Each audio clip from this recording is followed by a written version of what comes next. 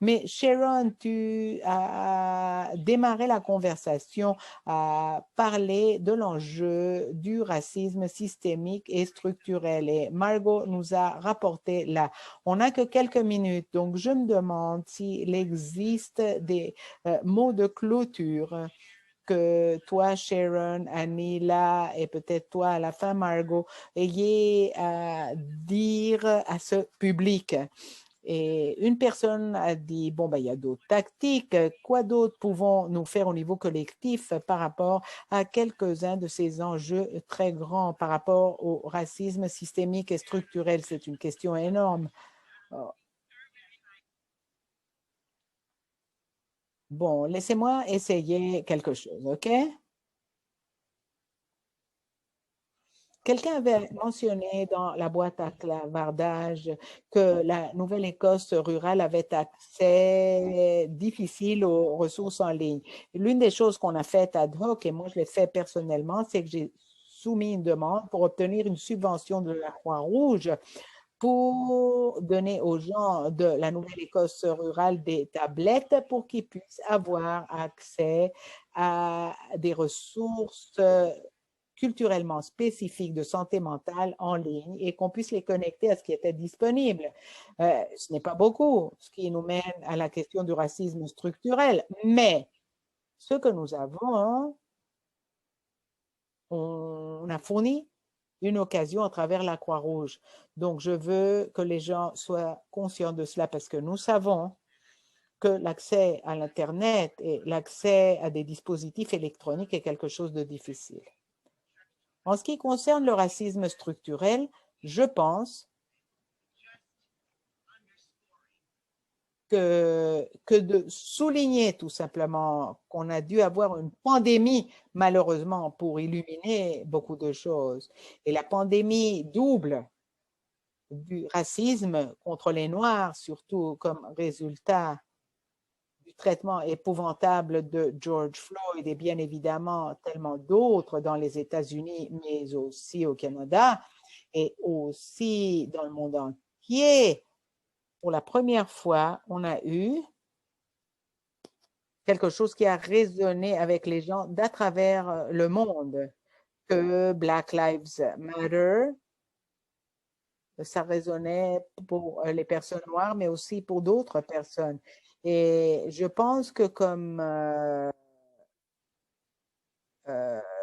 quelque chose s'est allumé là, c'est-à-dire on ne va pas laisser que ces leçons disparaissent. On ne va pas reculer au temps pré-COVID, au temps pré-Black Lives Matter. On va défendre les droits, on va être clair par rapport à ce que nous demandons et on va être infatigable par rapport à la recherche de l'équité et la justice en santé, en décision par rapport à toutes sortes de choses. Et je dois dire aussi ce gouvernement, en ce moment en Nouvelle-Écosse, est dirigé par un premier ministre provincial qui, parmi ses objectifs clés majeurs, et, il veut aborder le racisme. Il l'a nommé, on vient d'avoir une restructuration du service de santé publique de la Nouvelle-Écosse pour la première fois dans l'histoire du Canada. Nous avons 4 sous-ministres d'antécédents africains. On a des sous-ministres adjoints qui sont des femmes noires. Cela ne s'est jamais passé. La commissaire des services publics est une femme noire née en Nouvelle-Écosse. Il s'agit ici d'un changement structurel et nous n'allons pas aller en arrière. Nous allons continuer à tenir nos leaders imputables, mais je pense que ce que je pourrais dire est que l'on doit reconnaître la réalité, on doit s'assurer de ne pas rester en silence par rapport à ce qui doit se passer en allant de l'avant.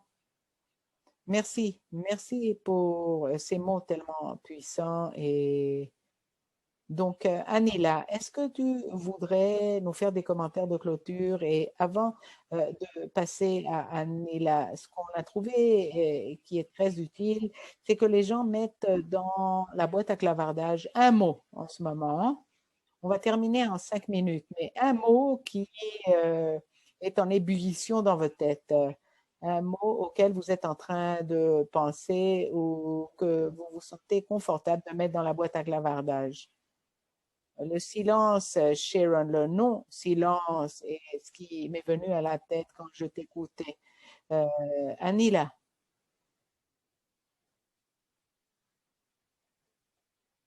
je suis très reconnaissante d'être ici et d'écouter Margot, Sharon et le beau travail qui est en train d'avoir lieu à travers le pays. Et je pense que la leçon la plus importante pour moi de laquelle nous parlons est que nous savons tous que la COVID a augmenté ou au moins apporté au front des enjeux d'équité, de racisme qui sont prévalents dans notre communauté et au Canada. Nous sommes des Canadiens tellement polis que fréquemment, nous voulons parler d'autre chose ou nous disons, oh oui, on y travaille tous, mais en fait, on n'a pas travaillé là-dessus ou pas assez. Et je pense que ceci est une façon très importante. Euh, pour moi, ce n'est que le début. Ceci n'a couvert et exposé l'inéquité. Les composantes, c'est les composantes que nous savons déjà peuvent être perdues dans le jargon, dans le monde universitaire, dans les politiques, dans le cadre. C'est tellement important. On doit avoir les voix des gens qui soient inclus et qui soient affectés par les politiques. On doit avoir ces leaders dans la communauté qui peuvent en fait parler de ces choses. La chose numéro un que je dis tout le temps quand quelqu'un a un moment aha concernant le racisme ou la discrimination, je dis ben, bienvenue à mon monde.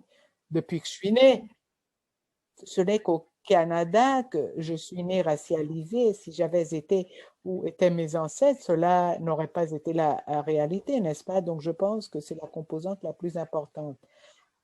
Avoir des voix ensemble avec des alliés, travailler ensemble, ce que la COVID nous a montré, c'est que quand on a de la volonté dans la communauté, l'argent arrive en un jour 1,6 million de dollars pour une réaction parce que cela affectait toute la communauté, mais c'était au nord-est de Calgary. Cela montre qu'il y a de l'argent, qu'il y a de la volonté, qu'il y a des façons de faire les choses et que ce qu'on doit faire de façon collective est d'assurer que même en dehors de la COVID ou d'une crise de santé, que cette capacité de travailler, de naviguer, d'être flexible doit continuer. Merci. Et là, je pense, quelques-uns des mots qui arrivent là sont l'espoir, et ceci est un message plein d'espoir quand on voit ce changement tellement dramatique, cette réaction tellement dramatique à la voix des communautés. Margot, je te passe le micro pour un mot final, et après cela, nous terminerons. Alors, Margot, waouh! On n'a jamais assez de temps dans ces conversations, n'est-ce pas? Moi, je veux entendre d'autres histoires et je veux entendre comment faire ce travail ensemble. Bon, de ce que je me rappelle et que j'apprécie beaucoup la notion par où non seulement nous vivons dans une réalité pandémique de la COVID-19, mais aussi dans une pandémie de racisme.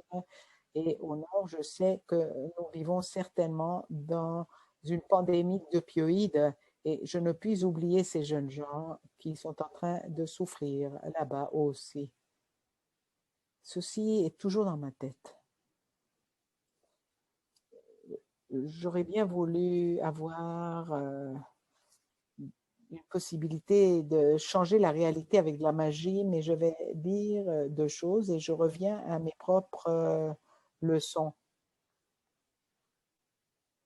Tout le concept de racisme est un concept social des années 1600.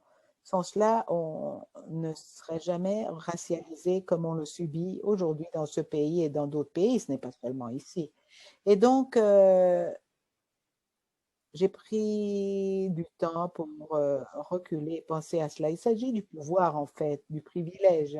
C'est toutes ces choses-là. Et donc, c'est quelque chose de très complexe comme phénomène qui est profondément incrusté, selon moi, dans la société canadienne. Ce n'est pas notre concept. Et donc, je pense aux enseignements des aînés sur les pieds desquels j'ai eu le privilège de m'asseoir. Et ils nous disent, Margot, on vient tous avec une job qu'on doit faire quand on est né, quand on vit ici. Et une partie de notre job est de chercher l'équilibre et de vivre en paix et en harmonie. Nos traités, il s'agissait de paix et d'harmonie et de partager la terre et de vivre ensemble en paix et en harmonie. Et je pense, quand je me regarde moi-même et je dis, ceci a été mon temps ici, qu'ai-je fait pour commencer vers la paix et l'harmonie? Donc, je me le demande constamment. Que suis-je en train de faire pour contribuer à la paix et à l'harmonie? Parce que je pense que la COVID-19 va se passer, mais le racisme, c'est quelque chose à quoi nous ferons face pendant très longtemps. Et nous devons le savoir et nous devons apprendre là-dessus. Donc, il y a toujours ces enseignements qui me soutiennent quand les temps sont vraiment difficiles. Mais voilà notre job, je pense. C'est la job à nous tous de comprendre comment nous allons le faire. Miigwech. Merci, merci Margot. Je vais laisser cela comme nos mots finaux. Merci Anila et merci Sharon d'avoir été avec nous aujourd'hui, d'avoir partagé votre temps, mais de vous avoir partagé vous-même dans cette conversation si importante. Merci à tout le monde et espérons de vous revoir encore une fois en 2 semaines. Merci beaucoup. Je vais vous applaudir à mesure que nous partons. OK? Au revoir. Merci beaucoup.